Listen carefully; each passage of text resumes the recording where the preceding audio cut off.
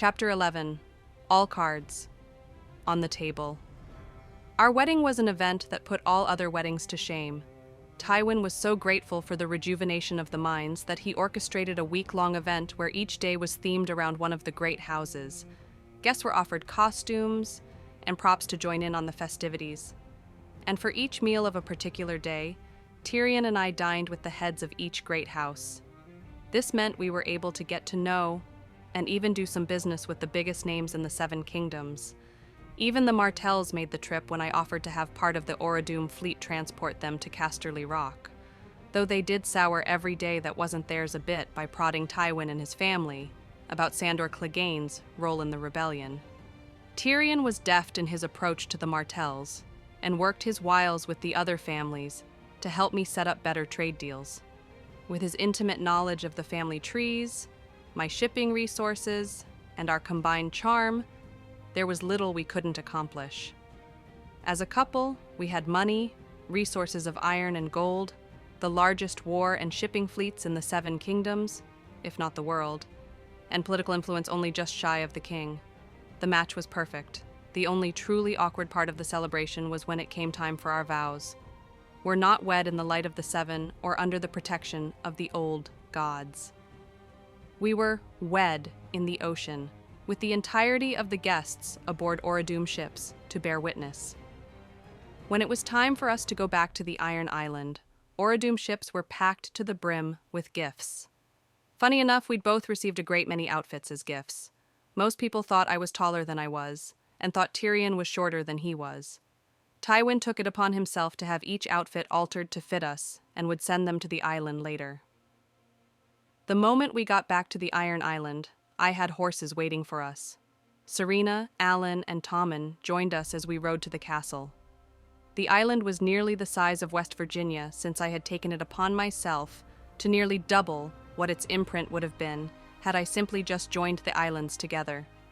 While a full tour of the island would take nearly 2 months, I was content with having Tyrion familiarize himself with the territory of Pike first. And the first order of business was to let him know what he'd truly gotten himself into. Alan, Serena, Tyrion, and I sat in the library. The fireplace kept the area warm and dry, and thus made it among my favorite places on the island. Tommen had gone to instruct the kitchen staff to prepare food for us. I took a deep breath, steadying myself for the revelations I was about to explain. I took Tyrion's hand and smiled at him. Now that we're mostly settled, I want to tell you the truth about myself. And before you respond, let me tell you everything. You need to know everything so you have the knowledge available to you. Well, we've established you're not a man, Tyrion chuckled as he looked at me with a playful smirk. And I know you were a bastard before being ennobled by King Aerys. So I'm not sure what more truth there can be to you. A laugh escaped Alan, and he shook his head. My apologies. It's just amusing to know how much you're about to learn. Serena tittered softly. I would prepare myself if I were you, my lord. There is a great deal you don't know. Tyrion looked at the pair skeptically, then turned his gaze to me. Have I been sold a bill of goods? I chuckled and gave his hand a gentle squeeze. If anything, I'd say you bought a castle for a copper. But do try to keep an open mind as I explain everything. Very well, Tyrion replied, his tone growing paranoid. First, I began with the least relevant information. I am not and have never been a bastard. I was born to a common family on the island of Pike.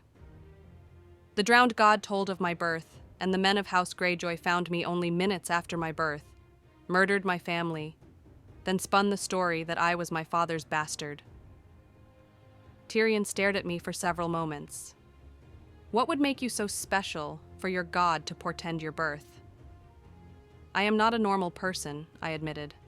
I have lived multiple lifetimes in different worlds from this one. Each world was vastly different, and I grew in power in each of them.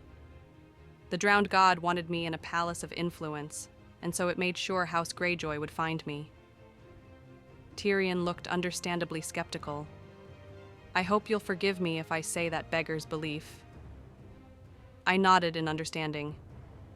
I would feel the same way if I were anyone else. However, in my first life, I was a mage.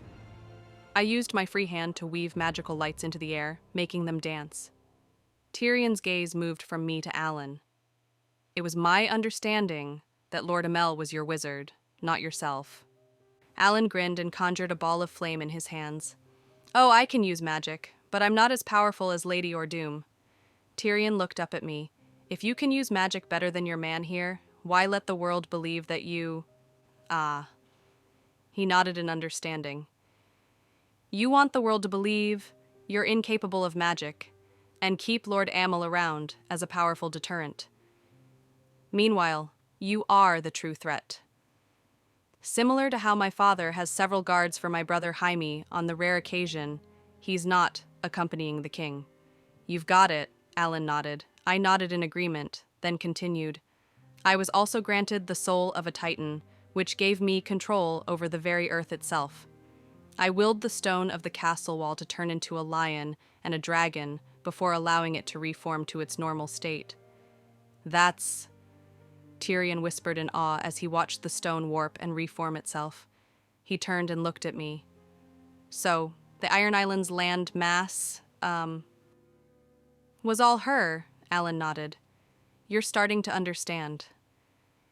It took me years to do it safely, I admitted.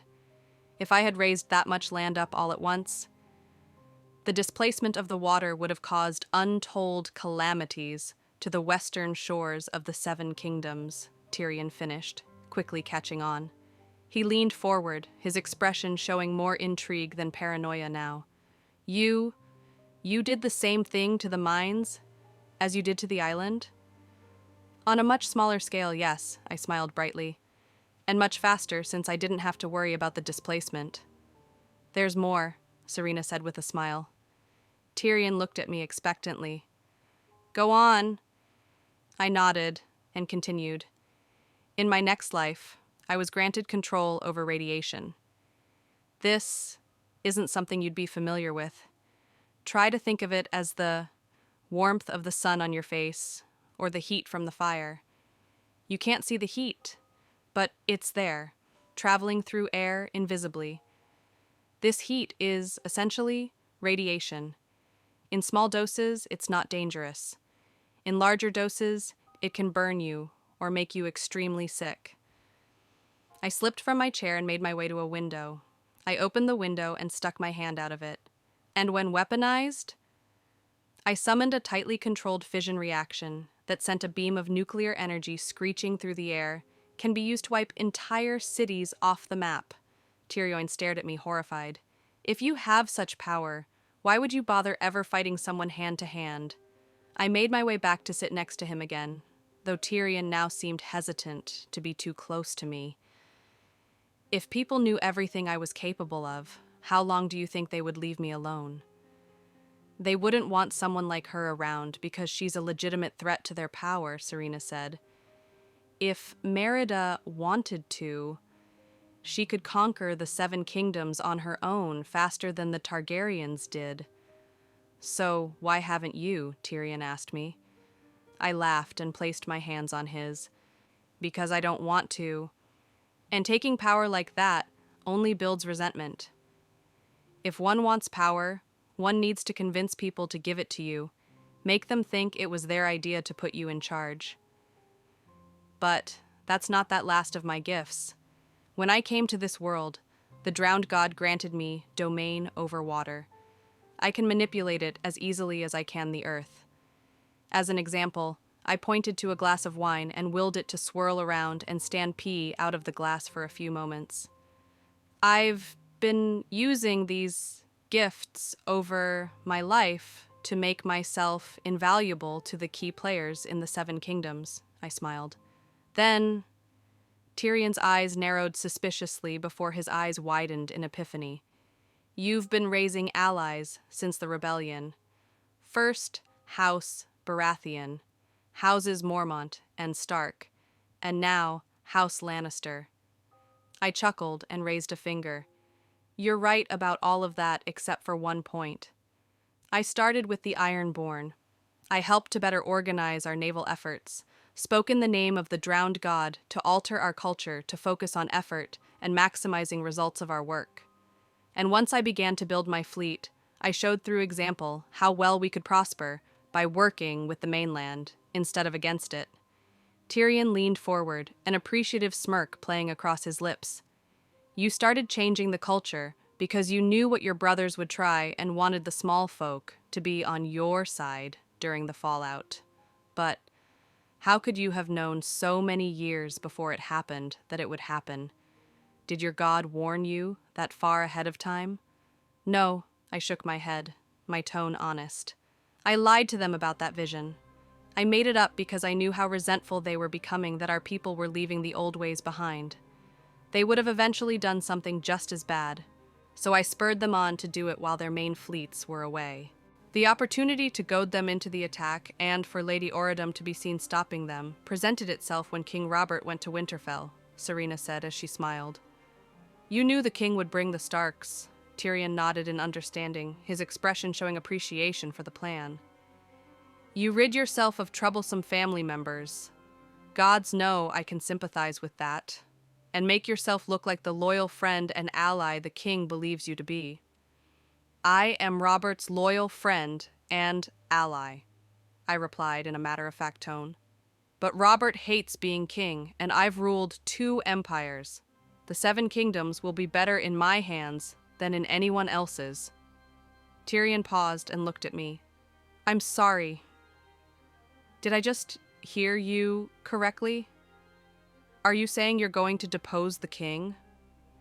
I tittered with amusement and shook my head. No. Not at all. I won't have to depose a king who will abdicate his throne. Robert's going to abdicate? Voluntarily? After having fought a war to gain the throne and ruling for 2 decades? Tywin asked skeptically. Let's be honest with ourselves, Alan chuckled. Robert may sit the throne, but he hasn't ruled for a single day. Tyrion looked at Alan and let out an amused huff. I suppose that's true. But I'm still unclear about how you think Robert will willingly abdicate the throne, or how you will be the one to take it instead of Stannis or Renly. That's partially where you come in, dead husband. I smiled puckishly at Tyrion. What would you say if your sister was caught in a rather insidious scandal? I have little love for my sister, Tyrion admitted. But I wouldn't want any harm to come to her. I had to consider his response carefully. I pursed my lips in thought as I went over what I had planned and reevaluated the steps I would need to take in order to make sure Cersei wasn't harmed. In reality, there was no way I could guarantee she wouldn't be harmed, but I could do my best to mitigate the chances. I don't see why she should need to be harmed, I said, the reply being as neutral as I could make it. She'll be scandalized, but if everything goes right, you'll get to see her humiliated and see your brother removed from the Kingsguard to become the head of House Lannister. I'm sure you'd at least like to see that for Jaime. Indeed, Tyrion nodded. But what about the children? If Cersei is scandalized and Robert abdicates the throne, I do not want any harm to come me niece and nephews. I smile wide and lean forward to kiss Tyrion's forehead, before gazing at affectionately him. I can assure that none of Robert or Cersei's children will be harmed. Tyrion arched his brow. That was worded rather specifically. I couldn't help but chuckle. There are some people I need to introduce you.